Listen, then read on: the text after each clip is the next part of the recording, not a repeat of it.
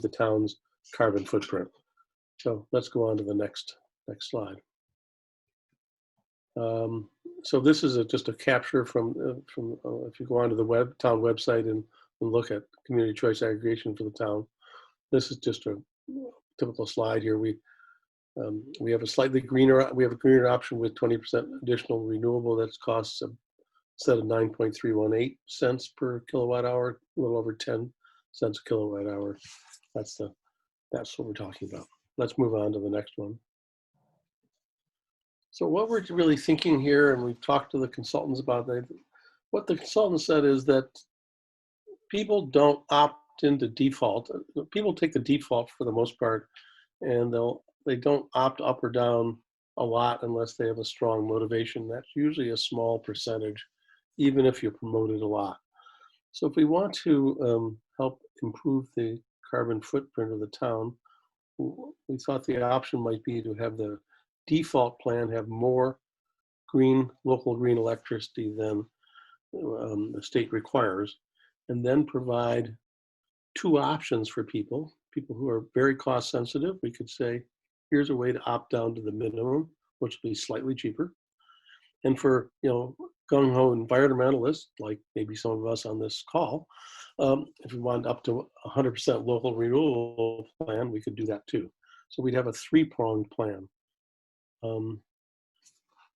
But the question is, how much would the cost impact? We don't want the default plan to be unnecessarily higher priced for people. So we thought we'd come about with put a limit on, saying that the default plan with some additional green electricity should be no more than 5% more than the minimum renewable plan. So it wouldn't break the bank for most people. And so I think then we have an example how that might work out under current circumstances on the next slide. Oh, no, slide after. So that the picture is this: the default plan, that's what you get if you don't do anything come November. If you're cost sensitive, you could save a little bit by opting down. And if you'd really like to help the carbon footprint of the town, you could opt up to a 100% renewable. And by renewable, just a footnote, we're talking about local renewable electricity stuff that is electrons that are produced in Massachusetts or in nearby New England towns, New England states that are clean renewable energy like wind and solar. Not buying energy credits from some wind farm in Texas or Kansas or someplace else where, in fact, the electrons never get here. So, John, quick question: is what would be the default contract for the town and school operations? This would be for residential, commercial, and industrial customers. The town and school systems are contracted separately. That's a longer discussion. We can't affect that directly with the CCA contract. Town already has certain sets of commitments to buy electricity under longer term contracts for its own operations. Okay. So John, this is Deb. I just have a question. So this is just like, are these just kind of arbitrary numbers that you have where you say 20%? So 20% in 2020, and then additional 20%. So the green default plan, you're just saying might be somewhere around 40%? Right. So the state minimum, there's two pieces of the state minimum. Is the traditional RPS requirement, which is 16% in 2020. And then there's the overlay of the clean energy plan or whatever it's called. It brings it to 20%. And this would be a 20% in addition. So it'd be 40% total local green on that. Yes. So a lot of towns, New York, of 30 towns and cities now have these kinds of default options above the minimum. Some of them started out with only 5 or 10%, but there's been definitely a movement in the last year or so to go higher. And we think with the 5% cap, we can probably get something between 20 to 25, possibly even 30. We don't know how the bidding will work. We'll just have to see. We won't know until the final bids come in, but we're guessing 20 is pretty likely from the sort of indirect information we have. Any other questions? You can push your space bar down if you're on a computer if you want to temporarily unmute yourself. Any other questions? Okay, let's move on to the next slide then. Oh, okay, I'll wait till you're done. Sorry. Well, Cheryl, go ahead. I'll wait till you're done. That's okay. Okay. Okay, so using what we have today, these are the rates of that we have under the current contract. Under this new program, the green default would be roughly the 10.002 price that we have for our opt-up plan today. The minimum renewable would be down, looking at first row in this table, the 9.3, and 100% renewable would be a little over 12 cents a kilowatt hour. But what would it really mean? Looking at the residential usage in town and looking at sort of the average per household residential usage, this getting the 20% more renewable would only cost $53 a year for the average usage house. Okay. Now there's certainly people who use a lot more, and there are people who use less. So if you're 3 times the average, you'll be $159 more. I don't know where people are, but varying houses will vary. If you heat with heat pumps, you'll probably use more than most people, but this will allow you to opt into or have a much cleaner energy supply, and so have a much lower carbon footprint if you're among the folks who are heating with heat pumps.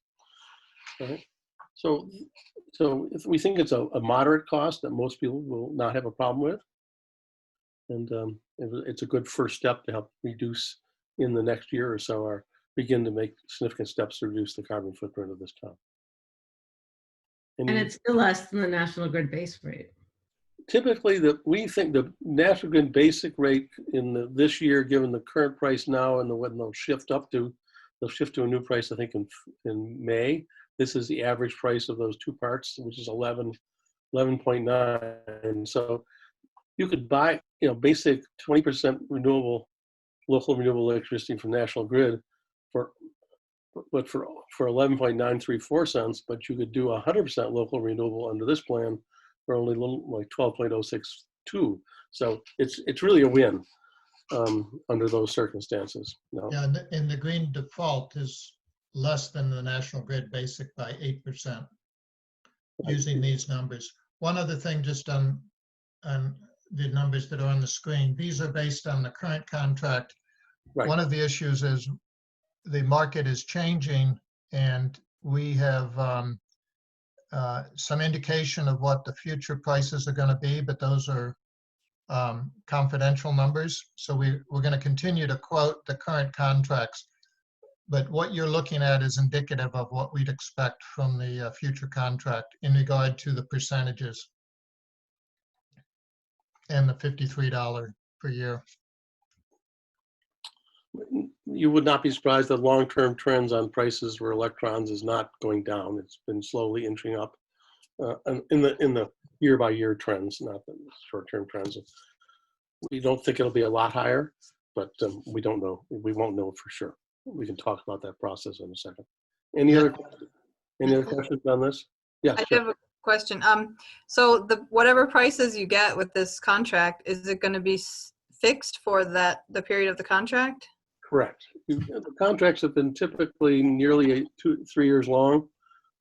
We're probably going to do 2 to 3, but we could do something in between.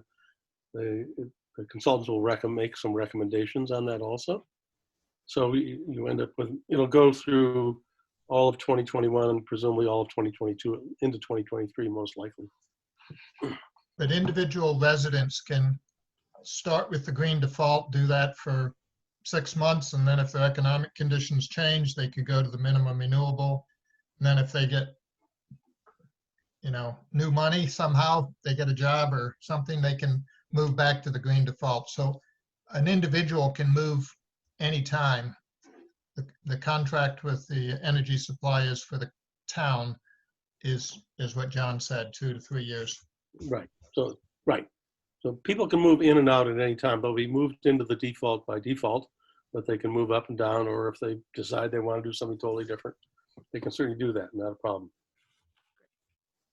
John, this is Amit here. I do have a question. It may be more of my confusion, but of the different households and commercial establishments, are the people who have the National Grid Basic plan as well today? I don't think so. I mean, when this was initially established in 2015 was the start of the first contract, I believe, or 2016. Everybody who was on the National Grid Basic was moved to the default plan at that point. There may be some people who have changed back to the National Grid default. I don't know.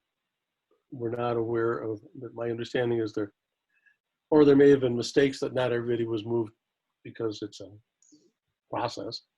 But I think by definition, by default, everybody's supposed to be on this plan unless they've chosen otherwise.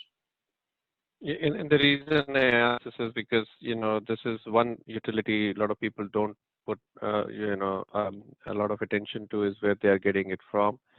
And, it's $150 savings if there are people on the National Grid Basic from the green default. Well, the green, if the way we're saying here is if you're on the green default and you wish to opt down to the minimum, which was still under the CCA plan, that's when you'll save the money. National Grid Basic will always be more, has in the past always been far more expensive. So there's never been a financial incentive to move to National Grid Basic. And we don't anticipate. Yeah, and that's what I was saying is people, if there are still connections with the Grid Basic plan, then it would be a no-brainer for them to move. Right. And just anecdotally, I did several months ago, I talked to somebody who had opted into some, what looked like a 100% renewable plan that somebody called them up about and gotten into it. And it was not really local renewable, it was Texas wind or something. And gradually that price, they were paying 14.5 cents or so per kilowatt hour, because that price just wandered up and they really hadn't paid attention to it. So, there are probably people in town that have been intrigued by an offer and the offer looked good, but now that if you look at it later, it's not so good. So one of the, Yeah, and I got a letter today from Solar Farms which said 100%, and I was, because it's 100% clean energy, I was seriously considering that. I'm sure everybody gets that, and maybe some people like me would have opted for such plans. And if I got that too, and it said, "Dear EverSource customer." Well, of course, EverSource is not the electricity supplier for Westborough, so their marketing program sort of doesn't quite know who we are in Westborough. So you may have gotten it addressed to Dear Westborough. Yeah, this is the same one which says you can get 10% off your EverSource. So yeah, right. And we do get a lot of these. So I'm sure some people may have switched to higher cost plans. Yes, and we have an exit plan. You get in for cheap, but then it costs $200 to get out. So that's a separate issue. We can if there's some other question, let me move on and we can talk about how we might roll this out, because those are important questions. So the town manager and the board of selectmen will determine the strategy for this, and the town manager, once approved by the board of selectmen, will go through our consultant called Peregrine to release an RFP for bids. And these bids are released. RFP is released for 2 weeks ahead of a date. We're tentatively thinking the town will aim for a date of April 28th. And it's a good for one day kind of a bid process. The bids will go out in the morning and the responses will come in sometime in the morning, and then basically have close the day to make a respond. We can choose not to take any bids if we think that the prices are terrible, or we could commit to some variation. We can choose both the length of time and amongst probably 4 or 5 or 6 different companies that will submit bids. So if that timetable happens, which I think is likely. John, quick question. Do we have to go to town meeting to get approval for the default rate chosen for residents and businesses? Not that we understand. The town approved the whole scheme back in 2015. And now it's really the Board of Selectmen's responsibility to approve the strategy and policy, and the town administrator to carry out the creating a new bidding and carrying out the new bids and accepting them. So that the plan is to go to the Board of Selectmen tomorrow night. Pete is on the agenda there with this and a couple other things. We're just going to get the Board of Selectmen to agree that this general scheme of a three-pronged plan is what they would like to support. We've discussed it with them in the past. I'm assuming they will continue to feel okay about it, and then they will give the town manager the authority to go out for bid. So nothing else is required. Any other questions? So one of the things we want to talk about here is one of the things that's really needed, and some of the questions were along those lines. Not everybody understands these plans. We need to help people be aware of the options. People who might want to opt down or up need help in doing that if they're not savvy, and sometimes the stuff is confusing. There are questions like these alternate plans that are being marketed all over the place. We need to sort of address those and help people deal with the confusion there. And one of the things that we've talked about, Pete and I and some of the rest of you have talked about, Sustainable Westborough having a role in sort of creating an education program and outreach to seniors, to various constituencies in town to make sure people understand their options. And if they want to consider something other than the default, they can do that. So we can create some collateral, host some meetings, various places, and in the late summer, early fall, before the new contract goes into place on November 1st. So that's sort of we're interested in getting a sense of the Westborough Sustainable Group to see, hope that people would support the notion of our being part of that effort and taking some leadership and make sure these educational efforts happen.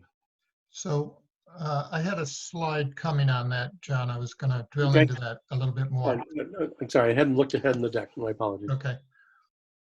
So if you want to make Yes. our motion here. Yeah, so there's two things here. So the first thing is we'd like to get the committee to vote on a motion. This motion basically says that we believe this kind of green default plan is appropriate for Westborough as part of our goal to reduce greenhouse gas emissions.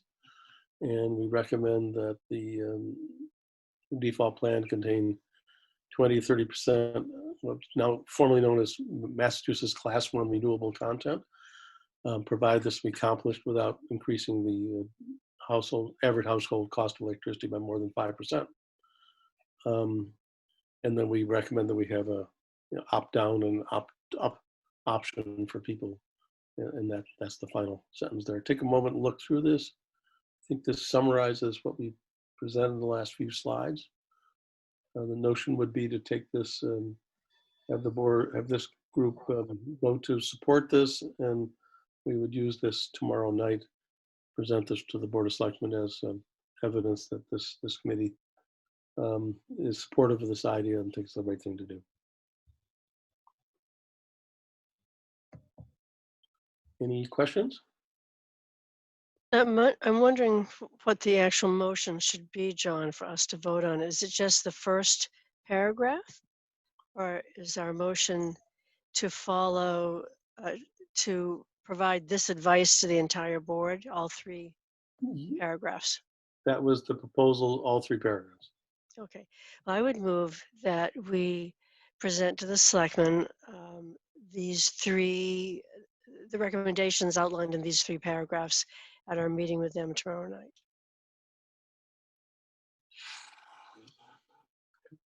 Could I ask a question first? I just had a question. Can we Sorry. have a second on the motion? I second the motion. Okay, Cheryl, you had a question? Sorry, I didn't want to get in the way of the motion. I had a question.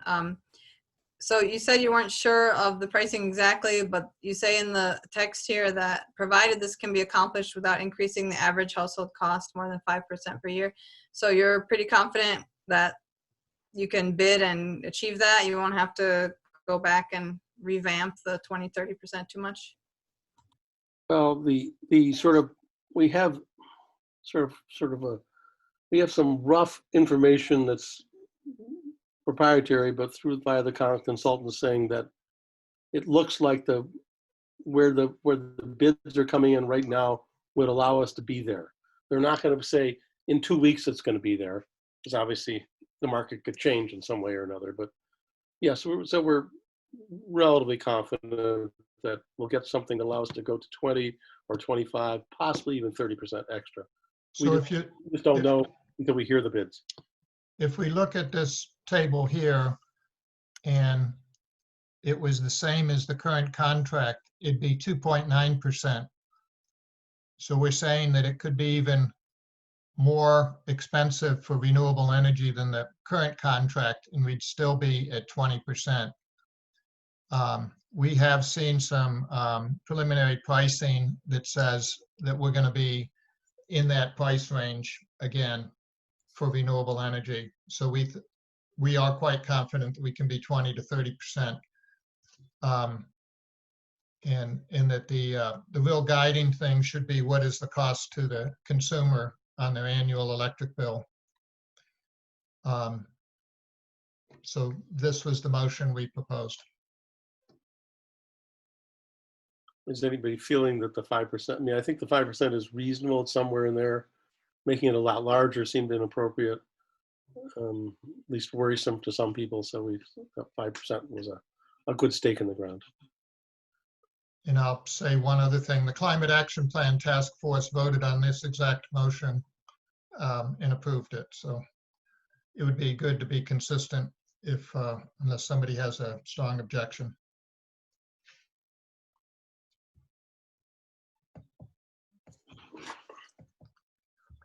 Okay, hearing no other debate, I'd like to take a vote, and if I could just go down by name so we can make sure we tally it. Cheryl, Yes. Stephanie, Yes, there we go. You can put your space bar down on your computer to talk to get you off mute. I'll do even better. I'll unmute everybody. Okay, John, Yes. Lee, Yes. Raghu, Yes. Carol, Yes. Deb, Yes. Eric Waite, Yes. Eileen, Yes. Leah, Yes. Katie, Yes. Amit, Tim, Yes. Amit, I didn't hear your answer. Still on mute. Sorry, yes. Okay, so thank you all. So we got a unanimous approval on that. What I would plan to do is to basically put this into a letter to the Board of Selectmen tomorrow. I'll send it out tonight to Katie, to Christie to forward to the Board of Selectmen.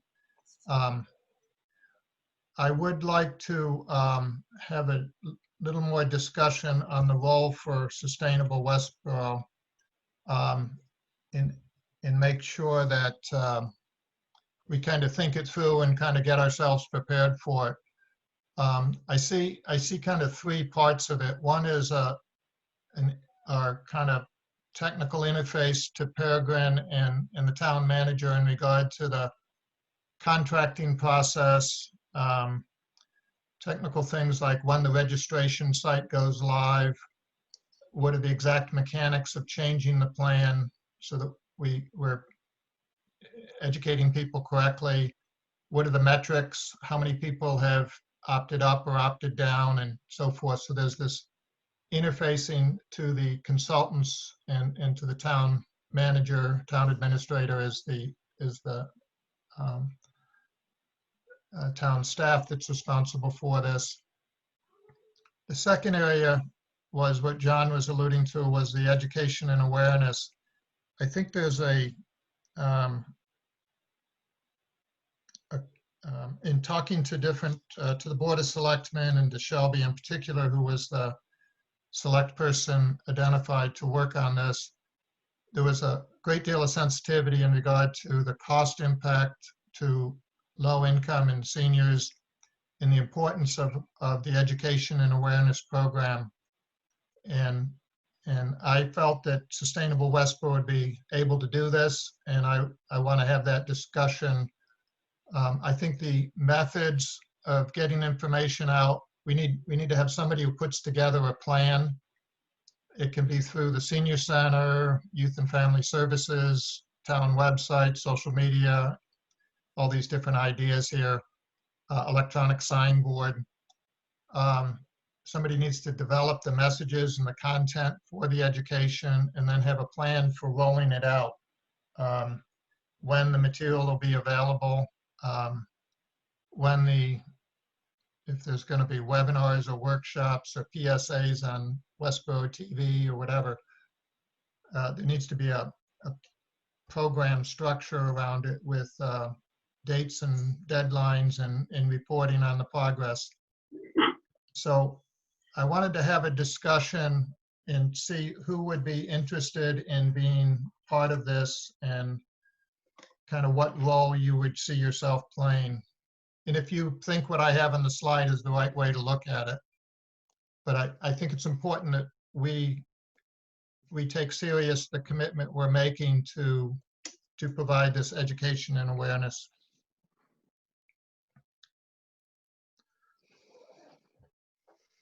I have a comment, Pete. I think the education is terribly important, as I'm sure we all do. But when I look at this list, it's missing to me a segment that's like me. Retired people who still feel pretty comfortable with their income, and then the parents of school-aged children, because it took me sitting in on these meetings and watching this presentation about 3 times before I understood it myself. And I don't think I'm maybe too different than a lot of just regular people about trying to understand what the program is and the different options. So I think we want to also make sure, maybe get the Board of Selectmen to help us, or Sustainable Westborough set up what would normally be called a public hearing, but that's has to be advertised, and maybe it doesn't have to be a public hearing, but public meetings where a lot of people can come and congregate at the Forbes Building or in Memorial Hall, for that group of people that's in between everything that we see here on this slide. Because I think those are, in a way, some of the people that would be more apt to be interested in trying to do something environmentally responsible. So we have people like Westborough Community Land Trust, the Westborough Connect, that has that younger group in it. I think we've got to figure out how we meet up with that group. Yeah. Go ahead. I want to jump in. This is Deb. Yeah. I went to a presentation by Ann Berwick about their attempts to educate the people in Newton to get them to opt in for the higher 100% renewable.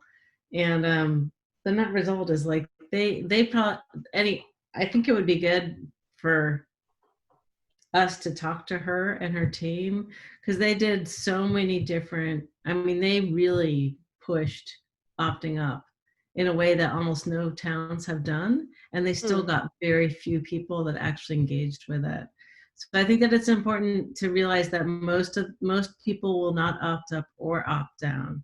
I feel like if we do try to do a rollout of educating people, we need to say, hey, this is about your electric bill and how much it costs and where the energy comes from. And then just maybe have a presentation, kind of what Pete did for the whole Green Communities program, like kind of a rote presentation that's a webinar, or also to different meetings of different groups. But I just think that my understanding is that it's very hard to get people to care about this in a way that they get engaged. Yeah, I think there are just so many other things for people doing that this is just one of numerous things competing for people's time. I think that is the concern, but we certainly want to make sure that nobody who's feeling pinched doesn't have an outlet for figuring out how to reduce. And we'd certainly like to let gung-ho people opt up if we can get their message through. Gee, I'm sorry to hear that Newton didn't get a big uptake, but well. Maybe I think it's also important, just so that people who are particularly sensitive in terms of their income, that we've done our due diligence to let people know that there's a opt down. So I think it's just, I agree with you, most people aren't going to move up or down, but I think we owe it to the community for people to know about their options. So I I totally agree. I think that it's really important that with any sort of social services, you know, any sort of outward facing town person that works with people who are on a budget has the knowledge that they can share with people. Oh, this is the simple way that you go to opt down if you need to. Question for you, and maybe Pete, you can answer this. When we know more of the specifics as they roll out, that would somewhat put the bumpers up as to what the conversation is. If it is the 5%, and we know kind of what the numbers are, what we're talking about, then we would kind of know how much enrolling we have to do or how much pushback we might get. Is there a possibility that this conversation here, there's time to have it after the numbers are more fine-tuned? None of this work will happen before the numbers are final. So in the previous slide here, it talked about the bid date being April 28th. That isn't set in stone, but let's use that for discussion. The town will either commit, the most likely scenario is that by the end of April, the town will have committed to a new contract. Okay, so then when do we need to do this education and awareness? It's not going to happen in May. It's going to be happening over the summer and into the fall, because it has to happen before November 1st. In some of the nuance of what's on this slide, that is we don't know when the registration site goes live.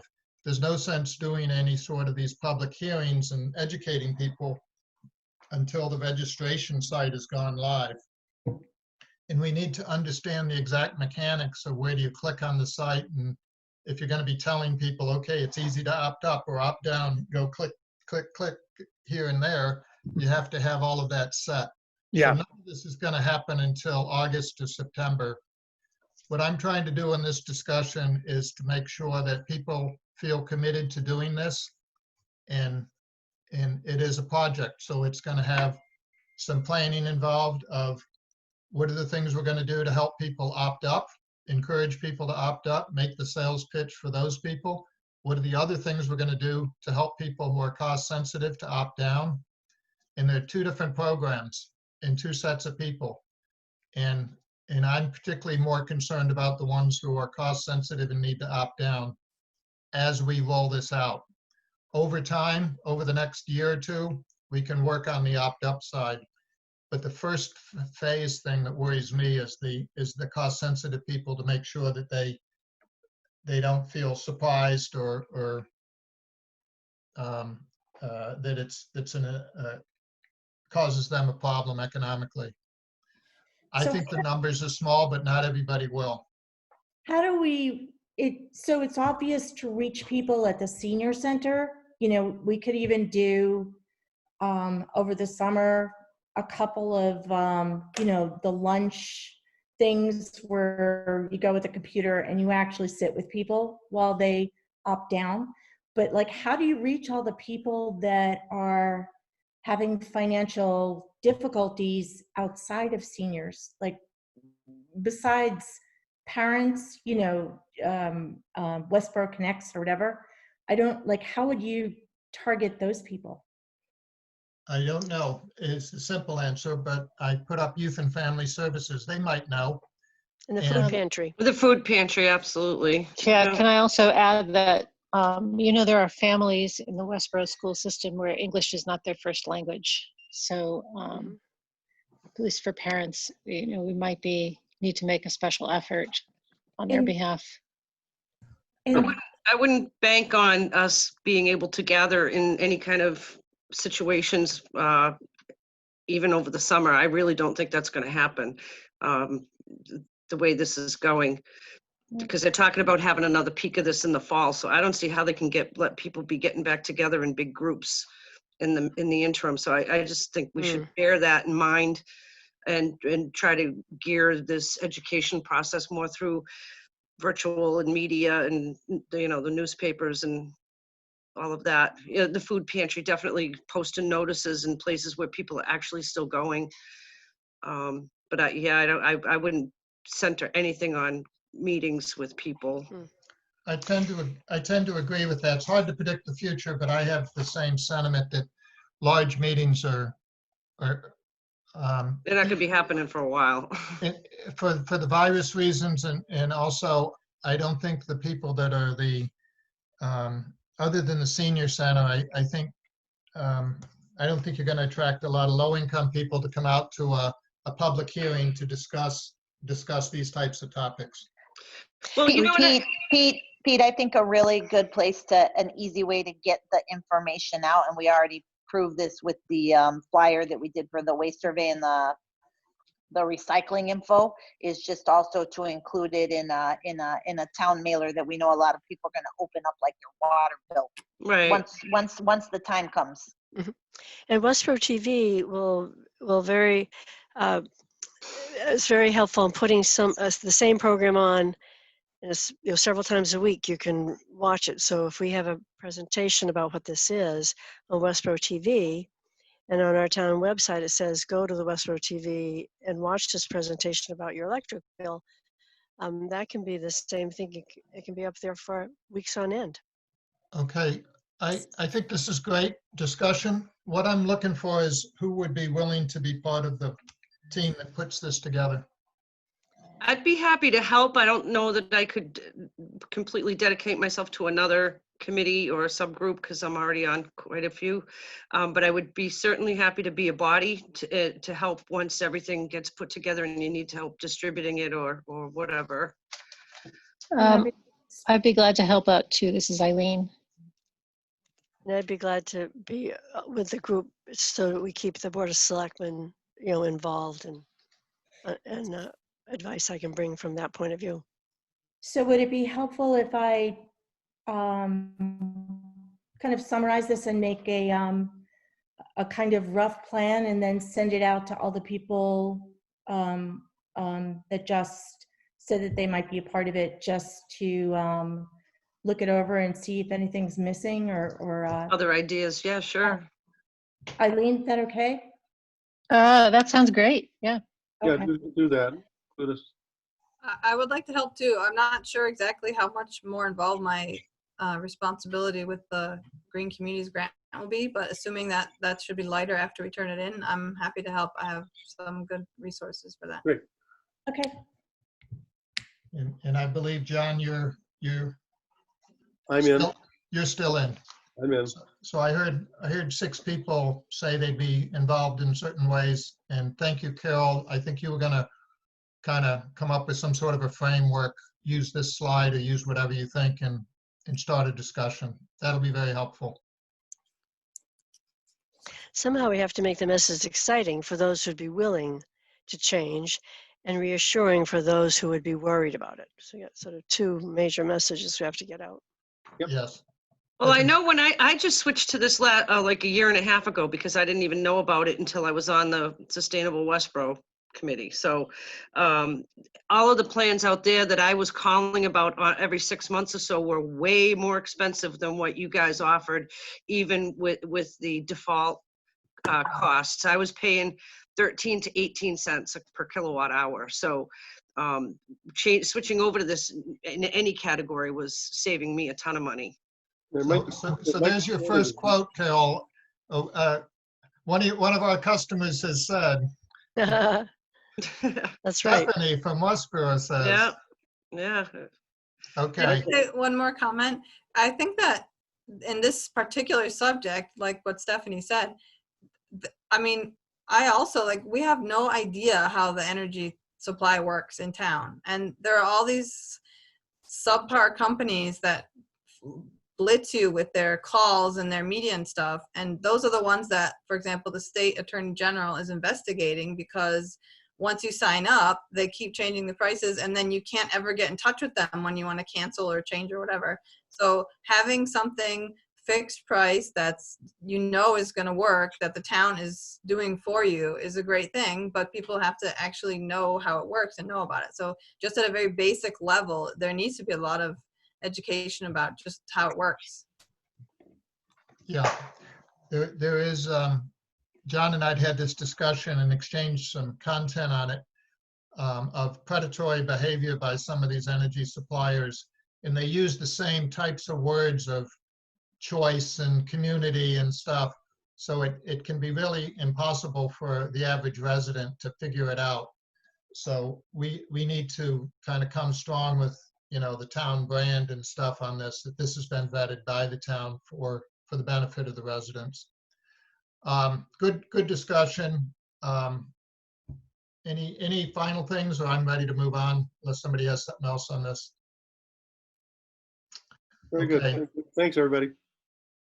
Thank you. Thank you, John. Thank you, John. I did want to provide an update on the Climate Action Plan Task Force. And this will also be reviewed with the Board of Selectmen tomorrow night. We have drafted a document, kind of a governance document we call Charter Goals and Reporting. And that was sent out a few days ago to all of you. It is basically a restatement of what our goals are that came out of the town meeting. It clarifies that it's focused on the Global Warming Solution Act, greenhouse gas reduction. But as you may know, the state is in the process of changing its long-term goals, and it's now expected that it's going to be a net zero goal, and potentially with an additional requirement, instead of being 80% by 2050, of being some other requirement like 90% or 95%. So the Climate Action Plan Task Force is going to reflect those.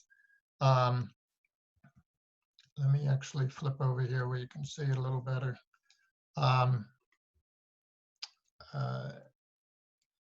Those changing goals by the state. We will come up with a set of strategies, and the process we're using is outlined in here. It is important that we keep the Board of Selectmen informed as we're going along. So this document was constructed to provide the update to the Board of Selectmen in regard to what our plans are. And in addition to the governance document, which I've shown here, there is a work plan that has all of the details of what is going to happen phase after phase within our within the year. And I did want to go through this just a little bit, particularly on the front end. We've done our foundation work, which is captured in that governance document. We're now going into a phase where we're building out our initials, what I'm calling an inventory of strategies, a pool of all the different strategies for how we can make progress on greenhouse gas reductions. From that, we'll go into the next phase where we're going to filter those based on a set of criteria. Going into the D phase, we'll create a briefing package for stakeholders and then go out into the community in the fall, gathering community feedback, which includes all of the town committees from the selectmen, school board, conservation, economic development, and so forth, as well as Rotary Club, public hearings, whatever it takes to get the best community feedback we can. With that feedback, we'll finalize the list of strategies we're going to put into the Climate Action Plan and prepare the document, which will then go through a review cycle as a document and submitted to the Board of Selectmen for approval in March of next year.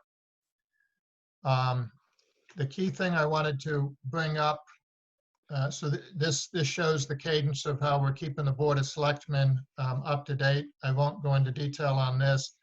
But the key thing I wanted to bring up and have a discussion on was our current phase, what we call discovery and draft inventory, is where we're working to develop this pool of strategies. And when I say a strategy, I'm referring to one activity like change the zoning to allow change a zoning law, or to change the building code to allow to require net zero building, or to have a policy that all municipal buildings must be built to a net zero standard.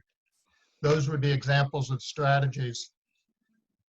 So the phase we're in now is to begin building out these strategies, and we're doing it in using this kind of matrix to organize ourselves with 4 categories: electricity, building heating and cooling, transportation, and this waste, municipal waste, that is land and other areas.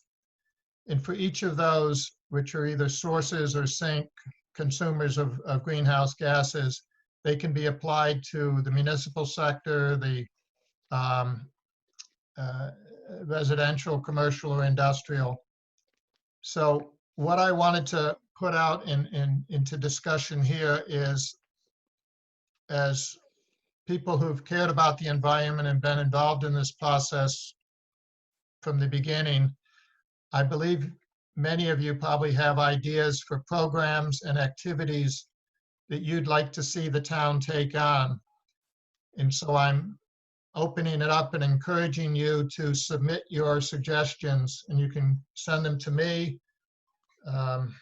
Lee and Stephanie and Tim are also on the committee. You can send them to all of us.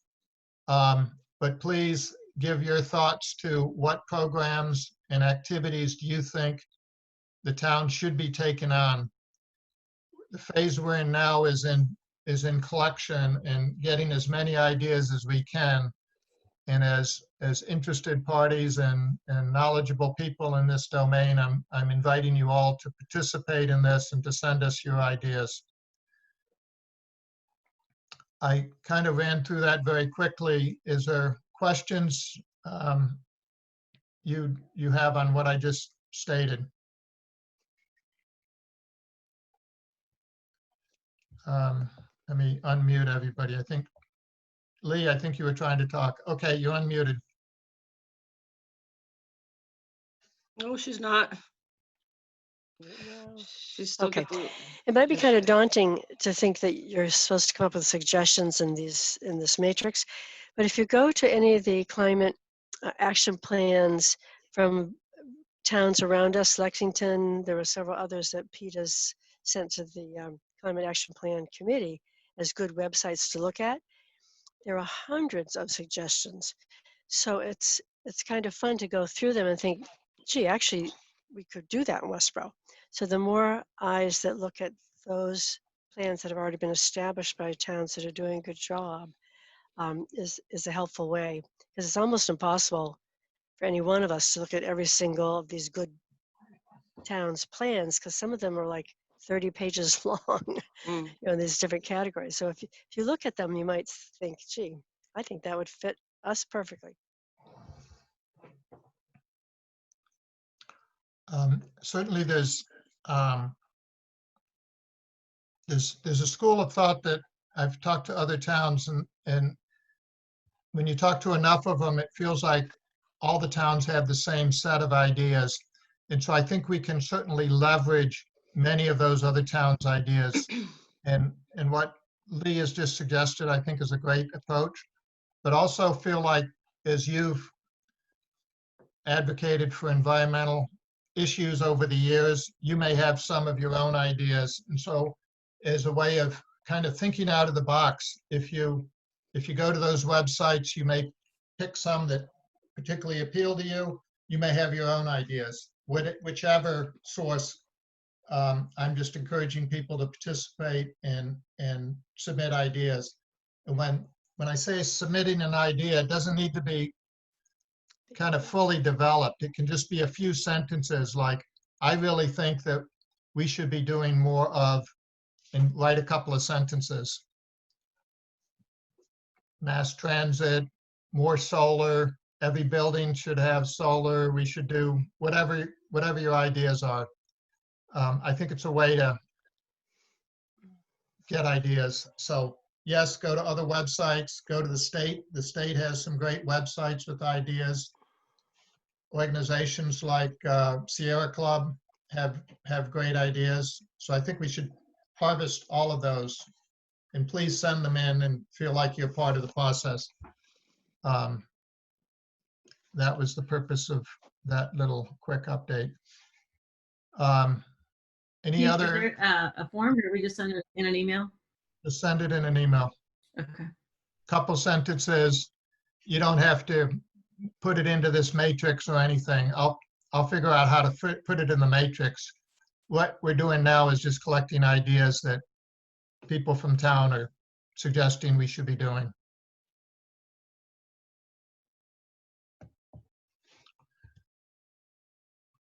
Anything else on the climate action plan work? Again, feedback on the governance document or the work plan, all of that's encouraged, and would like you to all feel like you're part of the process. But the specific active thing I'm asking for is feedback on programs and activities you'd like to see the town take on. Okay, and now we have our kind of open activity, ongoing activities and any new business. The only person who sent me anything was Katie. You had a suggestion about a possible webinar. Did you want to discuss that? Yeah, and since I wasn't able to attend the March meeting, did I ever officially share the actual results of the waste survey at this meeting? No, you didn't. Okay, I could either do that today or could do that in the next meeting. You just let me know, given time constraints. We try to keep it to an hour and a half. We got 15 minutes. Let's just do it at the next meeting. Okay. Obviously certain things have been delayed on account of the situation. But Scott Kadish and I have, did meet with Steve Bakari in February, back before kind of everything, right before everything hit, presented the findings from the survey. And Steve is in the process of collecting names of people who want to be part of the waste task force. So his plan is to gather the responses and bring them to the Board of Selectmen, and then decide who they would like to interview. And then hopefully we could get that waste committee going sometime, within the foreseeable future. He said that this would keep the process going, and interviews could begin when public meetings, gatherings are once again allowed. So that's the update there. The other good news is as you guys may have heard, we do now have enough people who have signed up for Black Earth in town, so that Black Earth is doing pickups. I actually got my bin from Pete's daughter, who's a local volunteer of theirs. So I think in the spirit of keeping, education going around sustainability topics, wanted to propose to the team potentially doing a webinar where we could talk to people about the benefit of composting, with two options being the do-it-yourself option and how you can go about doing it yourself in your backyard for those who have yards, certainly more likely that there's more food waste being generated anyway, as people are at home more. And then also letting people know that we have the Black Earth option as well. So not favoring one or the other, but just talking about the benefits of composting and what options we have in town.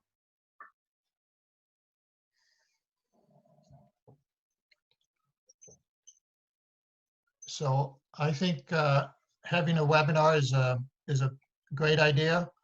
I think it's part of staying visible within the community. It's something we can do while socially distanced. And I think it's an important and kind of contemporary topic that we should be making part of our program. So I like the idea. I personally don't have the time to invest in it, but I would be happy to have Sustainable Westborough take this on.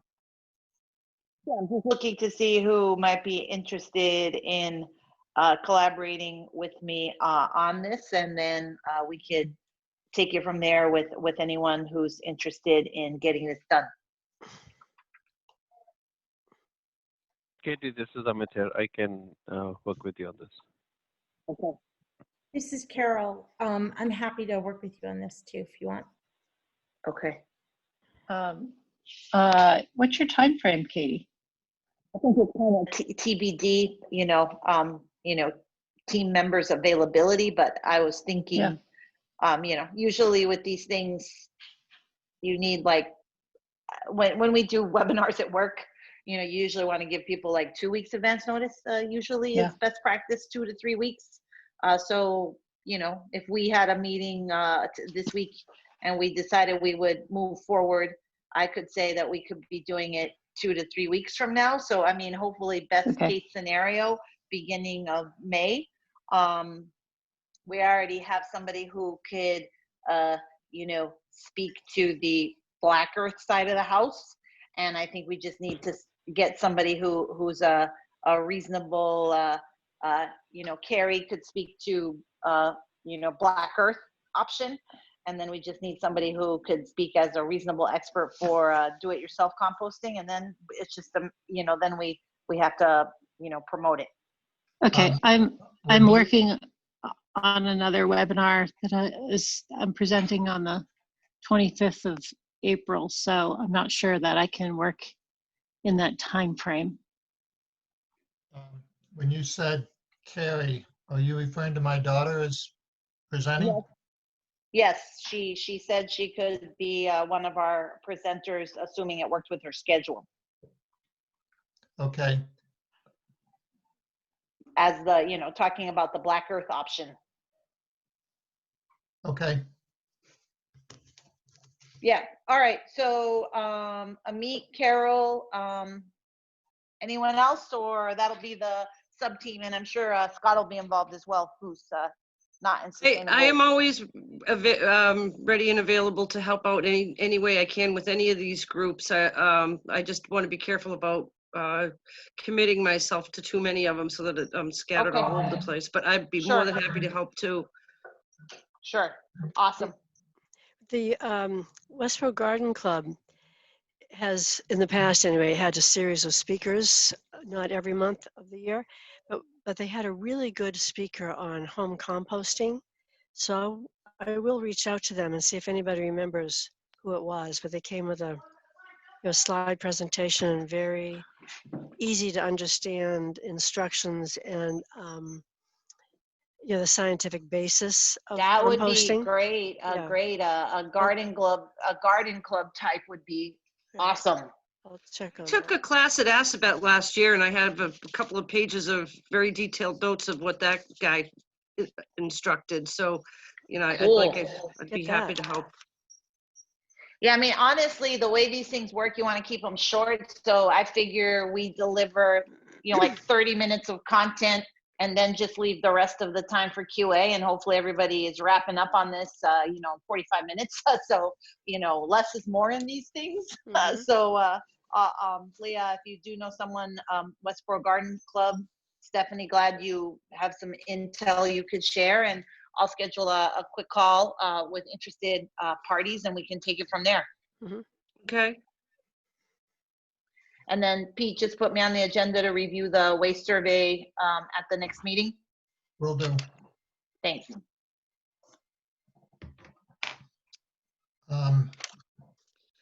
Any other update? Eric, any update on the tree side, the tree policy? And No, nothing new to report. Prior to the last meeting, we had staved off getting together because of the virus was just unrolling. So he offered to talk on the phone. So I think I will take him up on that. Don't want it to go too long from the initial contact. So same thing, if you could put me on the agenda for next meeting, I'll plan on chatting with the head of the DPW between now and then. okay, and Chris is also on the Climate Action Plan Task Force. So if you feel a tree policy, it'd be a strategy we'd want to put on there. I think that would be a good topic to discuss with Chris. Oh yeah, good idea. I'm making a punch list here of ideas that I'm going to send to you. So I'll add that to there too. Thanks. John Metzger, you had done work on net zero building codes, and Deb Pasternak, you and the Sierra Club Energy Committee had some work going on the net zero building codes. Is there any update there that we can, from either of you on that topic? So this is Deb. Just that BBRS, which is the Board of Building Regulations and Standards, has taken on the task of writing a stretch code that's zero energy for the state of Massachusetts. So I guess that's very much in process. A number of, there's a coalition called the Massachusetts Codes Working Group, which is MCAN and Sierra Club and MAPC and NEEP, which is Northeast Energy and Efficiency Partnerships, and a couple of other organizations together work on basically building codes for Massachusetts. Like, we're a working group that works on that. We organized the IECC campaign earlier last year. And so anyhow, so we're putting together a zero energy code to propose to BBRS to try to get them to adopt that as a stretch code. And so what that would mean is that towns that now are green community towns, like Westborough, would actually need to they need to put zero energy codes for any major renovations or new buildings. So anyhow, it's obviously, like, you know, a big change when you think that 10 years ago we couldn't even handle the stretch code that we have now here in Westborough. But I mean, the other side of it is that I think as the impacts of climate change, including this pandemic, become more evident, I think that it's going to be, there's two things going on. Number one, the impacts of climate change are really growing. And number two, the costs and technologies around zero energy building are becoming much more conventional and much more affordable.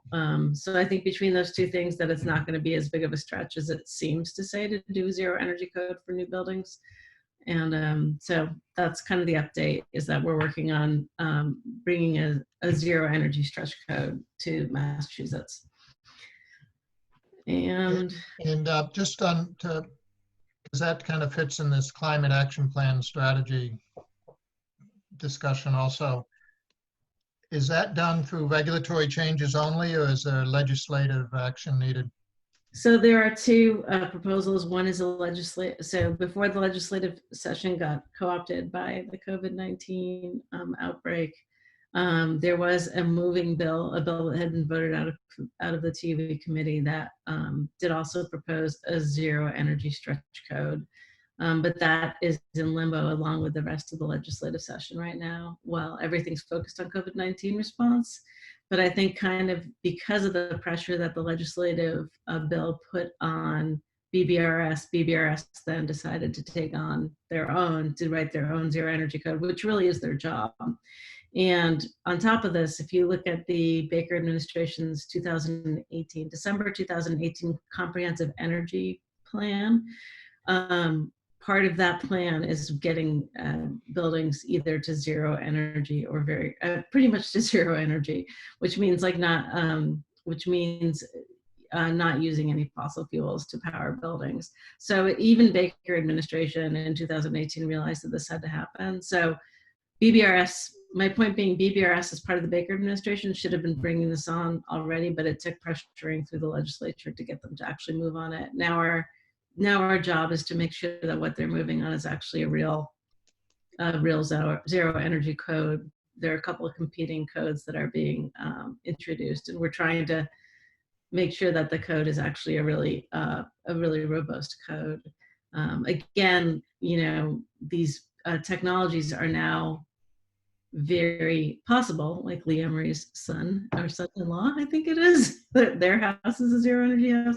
Like it's a common, it's actually quite doable, but to actually get regular builders to learn the new technologies is really the question here. And so it's kind of like a carrot and a stick process. The carrot being that Mass CEC has a lot of really great programs to educate builders, architects, advocates, and customers about what zero energy code and passive house are.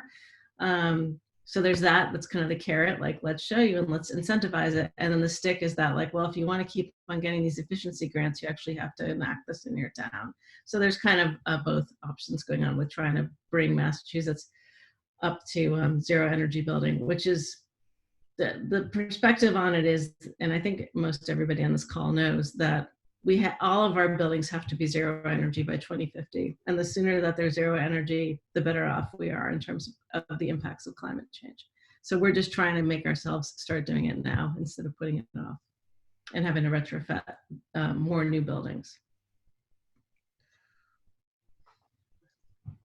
Okay, that will certainly be an area we're going to need to track, because you've described the dynamics of it, and Westborough as a town have to map our policies and programs against that state dynamic.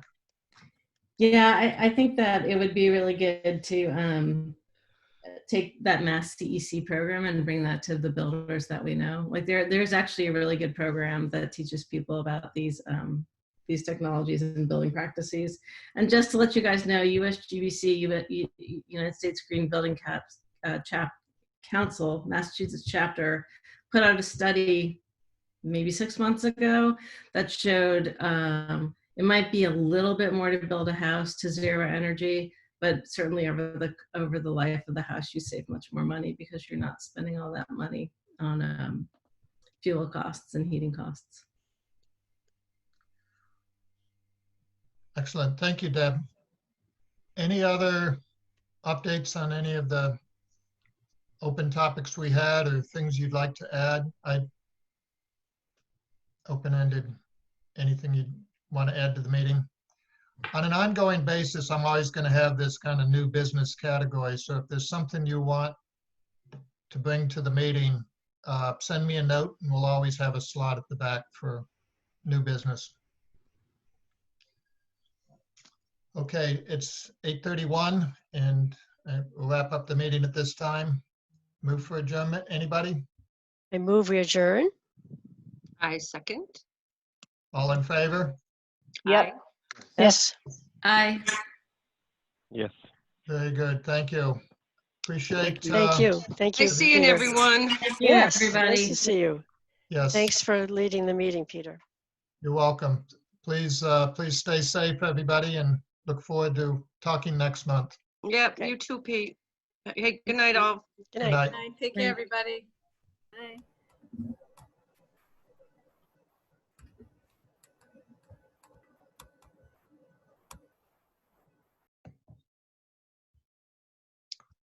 There it goes.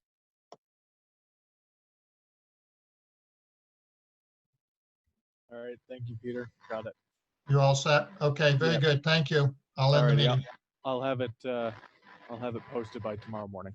Very good. Thank you. Alrighty. Bye-bye. Have a good night. You as well.